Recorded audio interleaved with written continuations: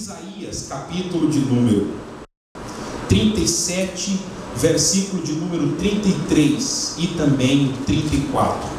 Não entrará nesta cidade, nem lançará nela flecha alguma, tampouco virá perante ela com escudo, ou levantará contra ela tranqueira. Pelo caminho por onde vier, por esse voltará, mas nesta cidade não entrará, diz o Senhor dos Exércitos. Amém. Queridos e amados irmãos, todos nós sabemos que o capítulo de número 37 do livro 36, 37, do livro de Isaías, é uma história bíblica sagrada narrada por esse profeta acerca de um rei, o rei chamado Senaqueribe, rei da Assíria, que se levanta contra o povo de Deus. E o curioso é que a nação de Israel, ao longo dos anos, ao longo das décadas, ao longo dos séculos, e assim sempre será, a menina dos olhos de Deus. Ela será, eu posso dizer assim, a pupila dos olhos de Deus. Ninguém conseguirá tocar no país chamado Israel, mesmo porque Deus escolheu, elegeu. E o evangelista Marcos, no capítulo 4, se não me foge a memória, ele diz assim: Deus escolheu aqueles ele quis. Então alguém pergunta e diz assim: por que Deus escolheu Israel? Ora, irmão, vá conversar com ele. Ele escolheu, está escolhido e se acabou. E o interessante é que esta expressão, ela não é só para o povo de Israel. Jesus, usando as palavras sábias, ele recita e diz assim: não fostes vós que me escolhestes a mim, mas fui eu que vos escolhi a vós e vos chamei para que vades e deis fruto, e o vosso fruto permaneça. Então Deus escolheu Israel, e na escolha de Israel, Deus também escolheu para proteger, para não deixar nada acontecer de errado, para não deixar nada acontecer de mal. E o que é que Deus fez? Deus resgatou, separou, Deus escolheu essa cidade, Deus escolheu essa nação. E a cidade que é a capital dessa nação não é outra senão Jerusalém. E esse rei, desavisado do tamanho desse Deus que cuida, que protege, que ajuda, que levanta, que prospera este povo. Engraçado, irmão, eu fico pensando e analisando como que Deus é tão Deus na vida do povo de Israel.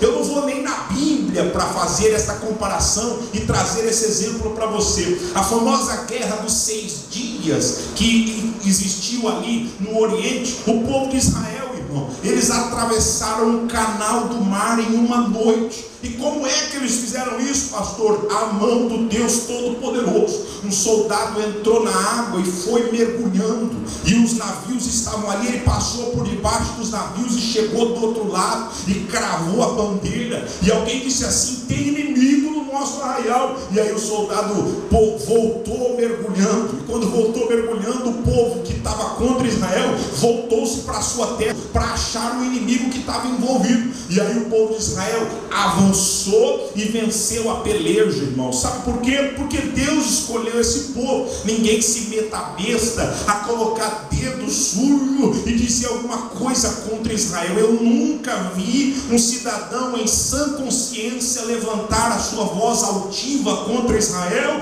e viver outro dia para debochar. Não, eu nunca vi um cidadão, um rei, um déspota, um grandão chegar e dizer: eu posso botar banca em Israel, eu posso fazer isso com Israel, eu posso fazer aquilo. Não, Israel é a menina dos olhos de Deus, ela é protegida por Deus. E nesse Israel há uma cidade, a cidade chamada Jerusalém, uma cidade profética, profeticamente descrita pelos profetas bíblicos. Os profetas declararam acerca dela, os profetas falaram acerca dela, e a melhor de todas as profecias é que nos últimos dias derramarei do meu espírito sobre toda a carne. E o Senhor Jesus corrobora, confirma e diz assim: o meu espírito não vai vir em Judá, o meu espírito não vai vir em Belém também, o espírito virá em Jerusalém. O evangelista Lucas, no capítulo 22, versículo de número 49, ele diz: fica ficai, pois, em Jerusalém, até que do alto sejais revestidos de poder, diz a Bíblia Sagrada. Então eu entendo que Jerusalém é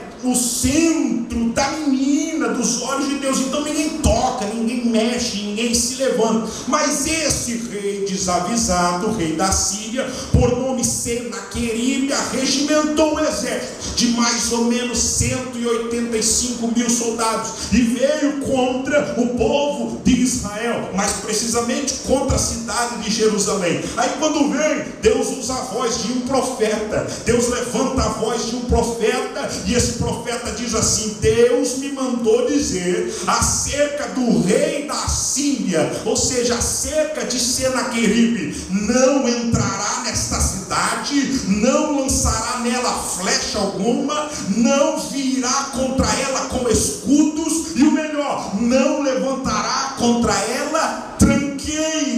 Glória ao nome do Senhor. E o versículo de número 34 é mais enfático. Ele diz assim: pelo caminho por onde vier, por esse caminho voltará, e nessa cidade não entrará, diz o Senhor. Uma coisa eu comecei a entender aqui, meus irmãos, eu vi que o Deus Todo-Poderoso, Ele tem com o seu povo, tem com a sua cidade forte, tem com os seus protegidos cuidados especiais. Como assim, pastor? Eu posso usar esse texto aqui e desmistificar para você o que é estas palavras aqui. Diz a Bíblia: não entrará nesta cidade. Esse Deus então estava protegendo a sua cidade, protegendo a sua prole, protegendo o seu povo. Ele diz: não vai entrar, pode vir levantar 1000, pode levantar qualquer, não entrará na cidade. Ou seja, no meu arraial quem manda sou eu, o dono da cidade sou eu. Enquanto a cidade tiver dono e tiver rei dos reis, quem é esse Senaqueribe para dizer ser alguma coisa?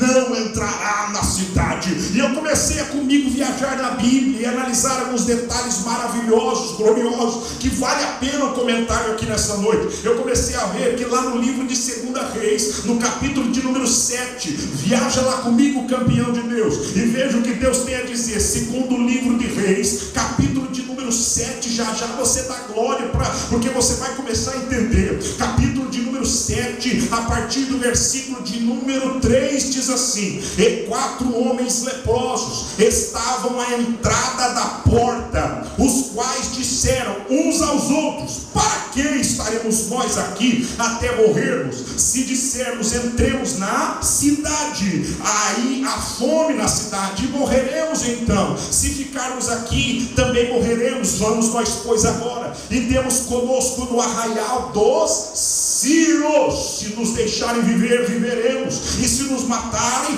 tão somente morreremos. E levantaram-se ao anoitecer, ou seja, ao crepúsculo, para irem ao arraial dos sírios. E chegando à entrada do arraial dos sírios, eis que não havia ninguém ali. Ou seja, estes leprosos estavam no meio do deserto, lá no meio do deserto, debaixo de um sol causticante, debaixo de uma lua doida, debaixo de uma necessidade. E eles olharam um para os outros e disseram assim: vamos entrar na cidade.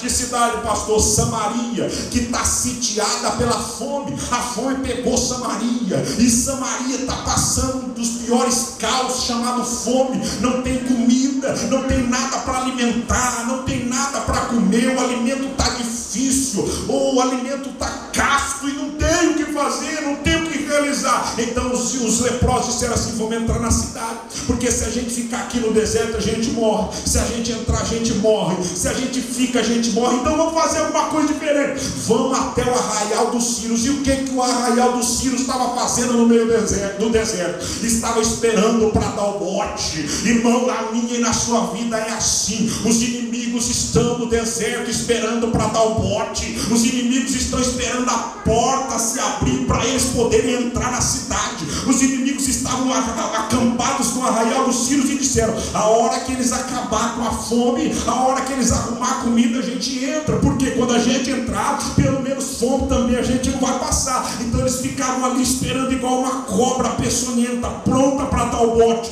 Mas o Deus a quem eu sirvo, Ele me levanta com autoridade nesta noite cálida aqui na cidade de Plano para dizer uma verdade a você: ninguém entrará na cidade que Deus a protegeu. Se Deus protege a cidade, não existe rei que entre, não existe exército que entre, e não existe arraial que entre. E o que Deus faz para esse povo não entrar, pastor? A Bíblia diz que o exército dos 4 leprosos, imagine, irmão, 4 leprosos. Leproso não é grandão assim igual eu, não é forte assim igual o querido irmão Jackson, não. O leproso, ele é fraquinho, fragilizado, talvez andando, cai uma orelha, ele diz, espera um pouquinho, pega a orelha e coloca, cai o dedo, ele tem que colocar de novo, ele é leproso. Mas diz a Bíblia que os 4 passos dos leprosos andando no meio do deserto, Deus fez com que se transformasse em um ruído de cavalgadura de um grande exército. Veja o que diz a Bíblia no verso de número 6: porque o Senhor fizera ouvir no arraial dos cios ruídos de carro, ruídos de cavalo, como o ruído de um grande exército. Eu trago essa palavra para dizer para você: não entrará ninguém na nossa cidade, não entrará ninguém na fortaleza